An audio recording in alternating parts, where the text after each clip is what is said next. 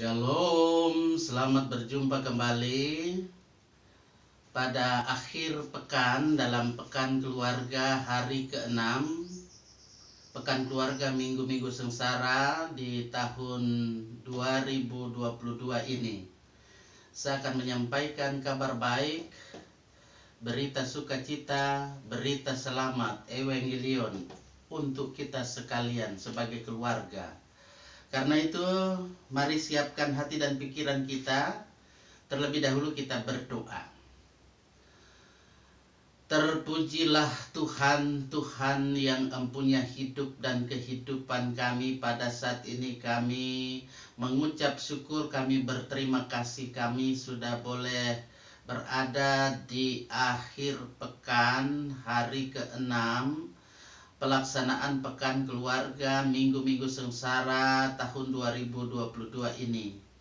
Tolonglah kami Tuhan, supaya firman Tuhan yang sudah kami dengar dari hari pertama, hari kedua, hari ketiga, hari keempat, hari kelima, bahkan sampai yang pada hari ke-6 ini, kami dengan bimbingan Roh Kudus dimampukan untuk menjadi pelaku-pelaku kebenaran firman Tuhan. Amin. Firman Tuhan pada kesempatan yang baik ini, mari saja kita mengarahkan perhatian kita dengan perikop sebagaimana yang sudah ditetapkan untuk penyeragaman pelaksanaan pemberitaan firman Tuhan di setiap hari pekan keluarga minggu-minggu sengsara ini. Perikop yang ada dalam kitab Injil, silakan membukanya dalam Injil Markus pasal 15 ayat 1 sampai ayat 15. Injil Markus pasal 15 ayat 1 sampai ayat 15. Baik, saya akan membacakan firman Tuhan ini. Hendaklah kita bersama-sama mendengar dan menyimak firman Tuhan yang berkata seperti ini. Yesus di hadapan Pilatus, itu judul perikop yang ditetapkan oleh Lembaga Alkitab Indonesia. Pagi-pagi benar, imam-imam kepala bersama tua-tua dan ahli-ahli Taurat dan seluruh mahkamah agama sudah bulat mupakatnya. Mereka membelenggu Yesus lalu membawanya dan menyerahkannya kepada Pilatus. Pilatus bertanya kepadanya, "Engkaukah raja orang Yahudi?" Jawab Yesus, "Engkau sendiri yang mengatakannya." Lalu imam-imam kepala mengajukan banyak tuduhan terhadap dia. Pilatus bertanya pula kepadanya, katanya, "Tidakkah engkau memberi jawab? Lihatlah betapa banyaknya tuduhan mereka terhadap engkau." Tetapi Yesus sama sekali tidak menjawab lagi, sehingga Pilatus merasa heran. Telah menjadi kebiasaan untuk membebaskan satu orang hukuman pada tiap-tiap hari raya itu menurut permintaan orang banyak. Dan pada waktu itu adalah seorang yang bernama Barabas sedang dipenjarakan bersama beberapa orang pemberontak lainnya. Mereka telah melakukan pembunuhan dalam pemberontakan. Maka datanglah orang banyak dan meminta supaya sekarang kebiasaan itu diikuti juga. Pilatus menjawab mereka dan bertanya, "Apakah kamu menghendaki supaya kubebaskan raja orang Yahudi ini?" Ia memang mengetahui bahwa imam-imam kepala telah menyerahkan Yesus karena dengki. Tetapi imam-imam kepala menghasut orang banyak untuk meminta supaya Barabaslah yang dibebaskannya bagi mereka. Pilatus sekali lagi menjawab dan bertanya kepada mereka, "Jika begitu, apakah yang harus kuperbuat dengan orang yang kamu sebut raja orang Yahudi ini?" Maka mereka berteriak lagi, katanya, "Salibkanlah dia."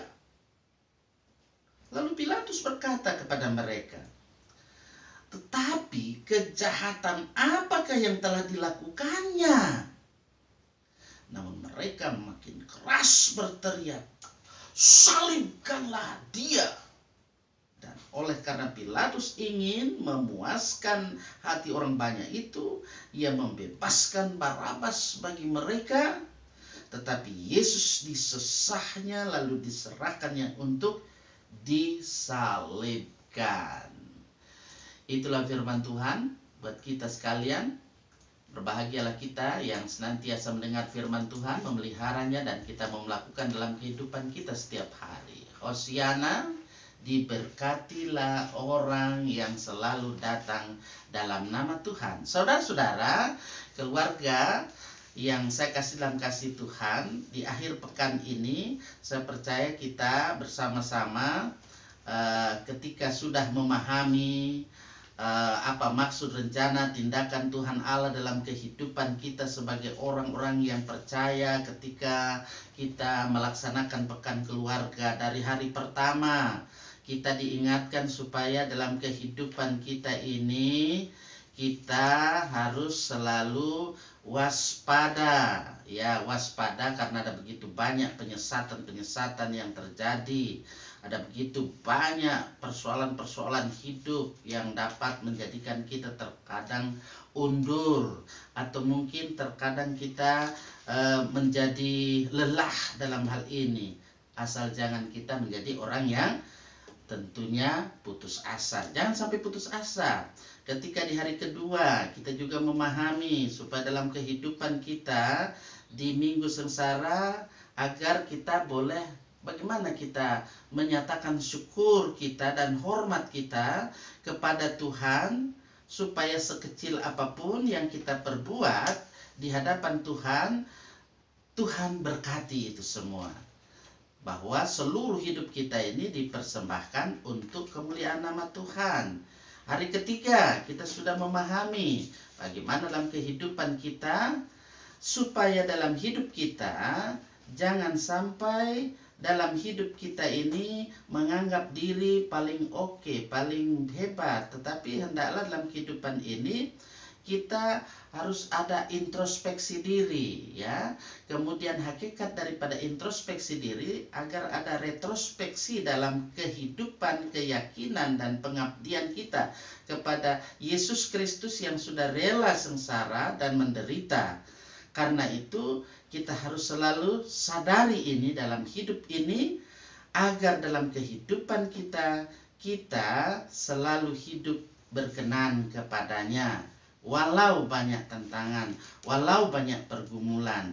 Di hari keempat, kita juga sudah memahami bahwa dalam kehidupan kita, agar kita terus berjaga, kita terus berdoa. Karena ada begitu banyak persoalan-persoalan hidup yang menghadang di depan kita. Kita harus hadapi semuanya dengan selalu menyatakan kasih Tuhan dengan perkara-perkara yang terjadi dalam hidup ini, sehingga ketika kita berada di hari kelima dan keenam, ketika kita sudah berada di hari yang kelima keenam, tetap miliki bagaimana kesetiaan yang Ia sudah nyatakan di dalam Yesus Kristus. Ketika dalam hidup kita hari ini kita diperhadapkan dengan pemahaman bagaimana dalam kehidupan ini, agar dalam kehidupan kita sebagai orang yang percaya, ya, kita selalu mau melihat peristiwa-peristiwa yang teramat penting dan teramat berharga bagi kehidupan kita sebagai orang yang beriman kepada Yesus Kristus. Sebagai orang beriman, dan ketika kita menjalani kehidupan kita di dunia ini seringkali diperhadapkan memang dengan pilihan, ya, choice, pilihan. Karena itu jangan sekali-kali kita salah memilih, ya, seperti apa yang terjadi dalam diri penguasa yang bernama Pilatus, ya. Dia sudah tahu bahwa Yesus tidak melakukan tindak kriminal, tindak kejahatan, tetapi karena suara terbanyak yang mengatakan supaya Barabas dibebaskan, Yesus disalibkan, ya, itu berarti demokrasi yang dia terapkan adalah demokrasi yang crazy, ya, bukan demokrasi lagi tapi demokrasi. Tetapi Yesus menerima semuanya itu. Tapi ini satu ingatan kepada kita agar kita mau memperlihatkan dalam kehidupan kita supaya kita mau menyatakan yang benar haruslah benar, yang salah ya harus salah, jangan yang benar disalahkan. Ya, itu yang terjadi. Bagaimana dalam kehidupan Pilatus, karena dia hanya mendengar suara terbanyak, dia hanya mau mendengar, mau menyenangkan hati orang banyak. Tapi Yesus menerima semuanya itu karena Yesus harus menanggung derita karena dosa-dosa manusia, bukan karena dosa Yesus sendiri. Yesus bukan orang berdosa. Yesus adalah anak Allah. Dia rela menanggung derita, menanggung sengsara itu. Oleh karena itulah kita sebagai orang-orang yang percaya harus siap dan terus sedia menerima konsekuensi apapun dengan selalu choice, pilihlah kebenaran di dalam Tuhan. Itu yang terutama dan pertama. Walaupun kita harus tersisi, walaupun harus dicemooh dan harus menanggung derita.